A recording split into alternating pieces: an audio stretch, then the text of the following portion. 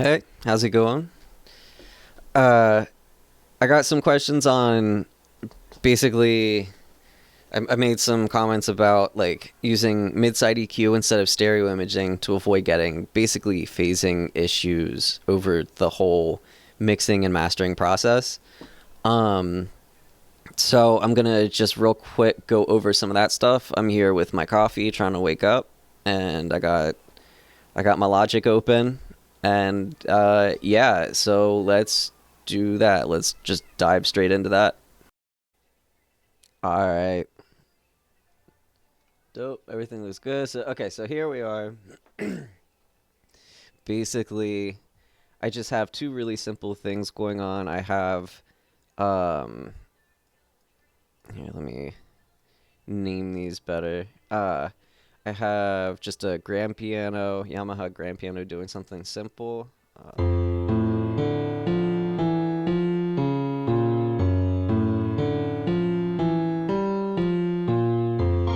And then I have this pad thing.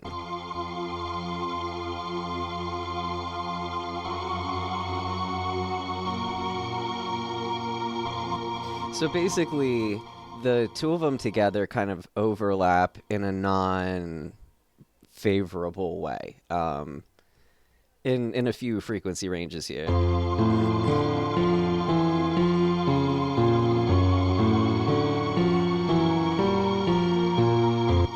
and already that pad is pretty wide.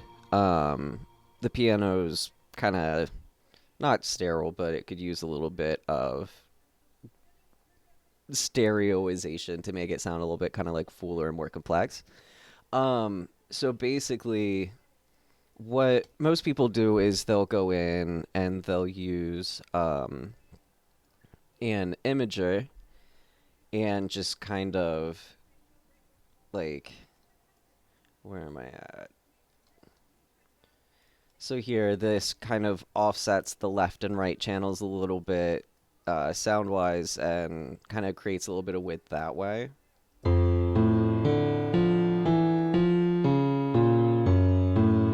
Which you can see it's measured in milliseconds. And then there's also a different method, which I think just sort of creates a difference in the sort of like noise across those ranges, again, in milliseconds, but it's a differentiation between the left and the right channel. And stereo imagers are all right, especially the ones that let you really define the frequency range, and especially ones that don't necessarily use that Haas effect. I think is shown. Yeah, you can see spelled at the bottom HASS, Haas or Haas effect.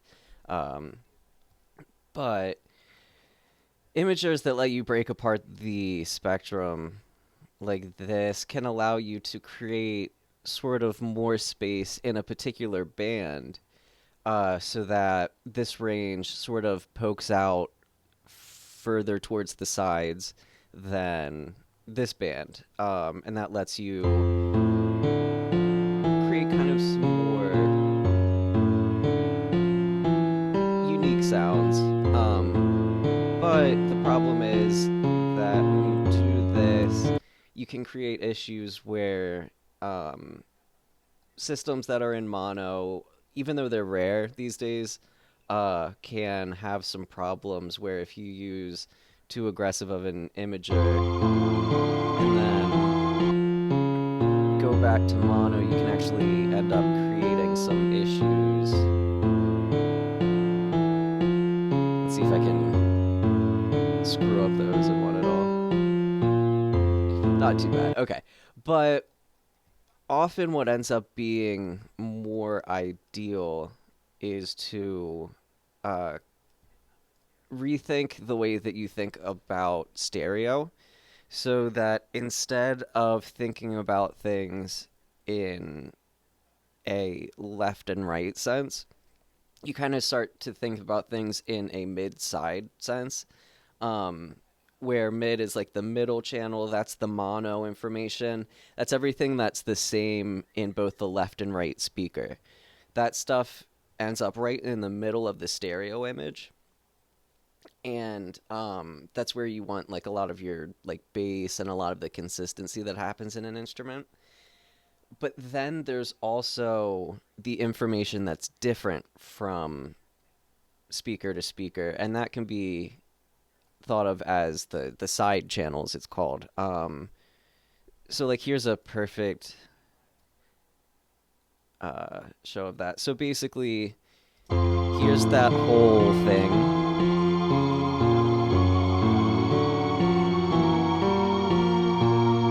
But if I just solo out just the mid channel, you'll hear just the information that is common to both left and right.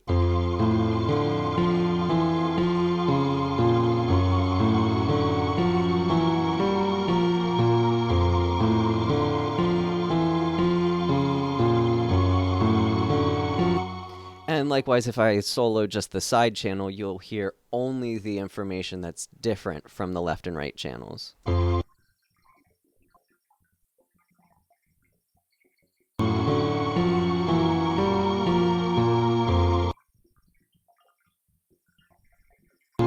Which can be a little bit disorienting at times, but that's also very similar to what you get, if not identical, I guess, to what you get if you just flip one of the channels.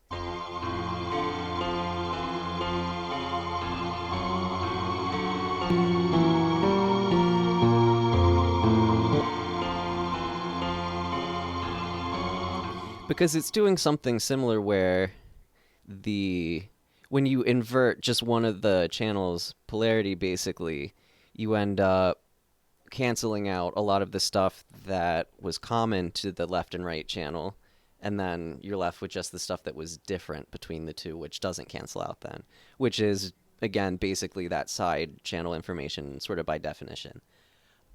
So what you can do instead to create a better stereo width, sort of like a better stereo image without any possibilities of causing problems from having multiple imagers in a row.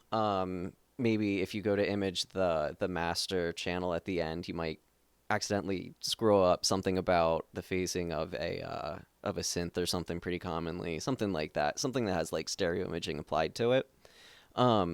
So doing this will be a little bit more foolproof and actually gives you a lot more control and sort of just a different tool, because you can still use stereo imaging, but you'll find it's not always the best thing to do. So here I have a just Pro Q3 is kind of a pretty standard, like a pretty industry standard EQ, but it has all the bells and whistles that I need to do this. Specifically, it has a good readout. I have a lot of control over all the points and everything, and it lets me split everything into mid and side. So basically, you see here. Let's see if I can just roll this down. Okay. Basically, you see here the piano, and this is just both like that's like the total audio wave, whatever. But you can see if we start to adjust just the mid separate from the side, try to really exaggerate it.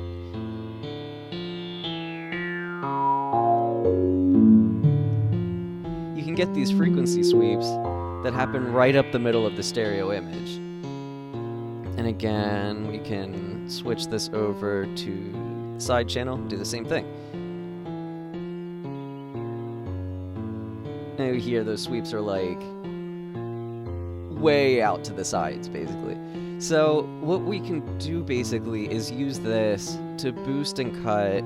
I'm just going to do a real quick whatever, but basically boost and cut, and you'll basically add some width and definition to the stereo, or not the stereo, the side image of the high end, and then usually you'll do something like this and really pull in the low end because it just makes it sound more defined. That's where you get all of the people who say you're supposed to always mono your sub, which I don't necessarily agree with, but you can hear now start to really hear how this will come out and show.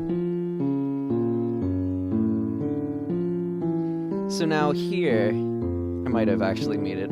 Usually wouldn't do this, just completely solo. Let me roll this down a little bit because I'm peeking out. Okay. Yeah, now let's hear.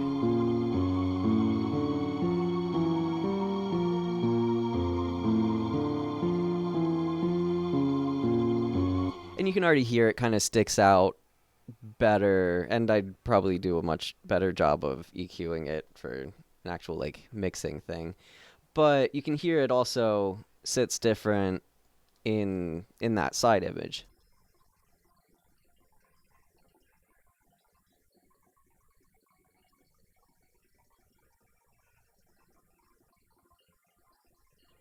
And a bit different in the mid image as well.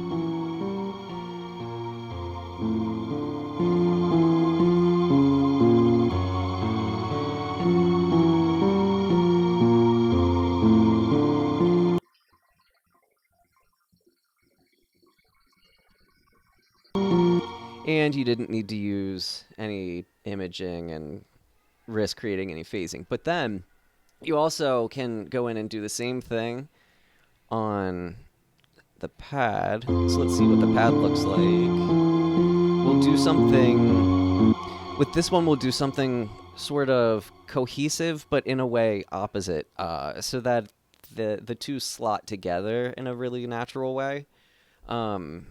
So, for example, in the last one, I kind of boosted here.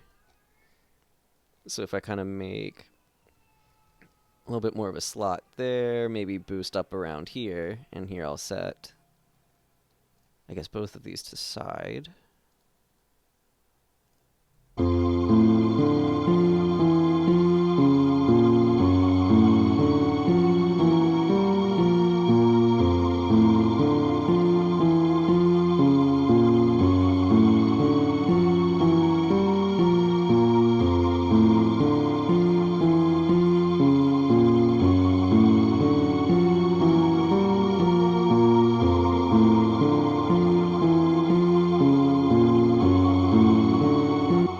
So here we can hear again the difference it makes in the like the side image.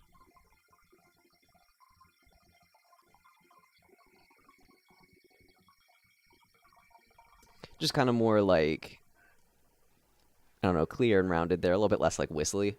And then kind of something similar here with the mid channel.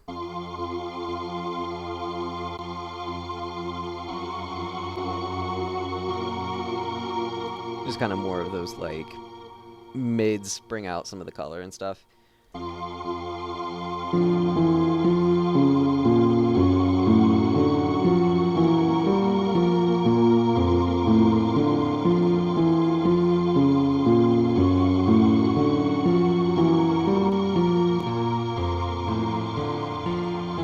So there it is without the MidSide EQ.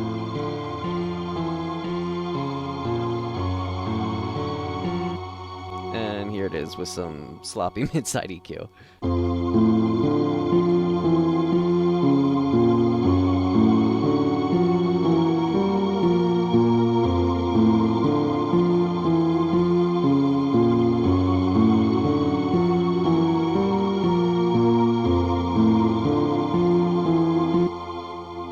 Yeah, but you get the idea.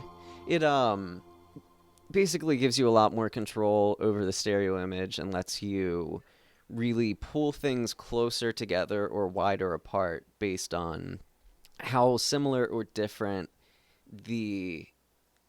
basically how you accentuate the common information and the different information of like the audio that you're trying to deal with.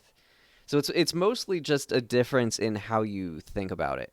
So instead of thinking left speaker, right speaker, think about what both speakers are doing in common at the same time, and just any difference in those two speakers starts to become stereo. If they are going completely opposite of one another, that's just as wide as you're gonna get. And if they're completely like here, if you like literally, if you just look at the side information,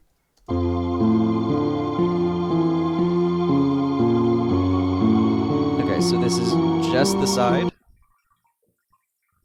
Okay, just the side information, and then you hit mono, which just sums both left and right channel, and it completely nulls because the pure side information is only the stuff that's different. So here we can almost make sort of a faux mid image also just by flipping the polarity of one side.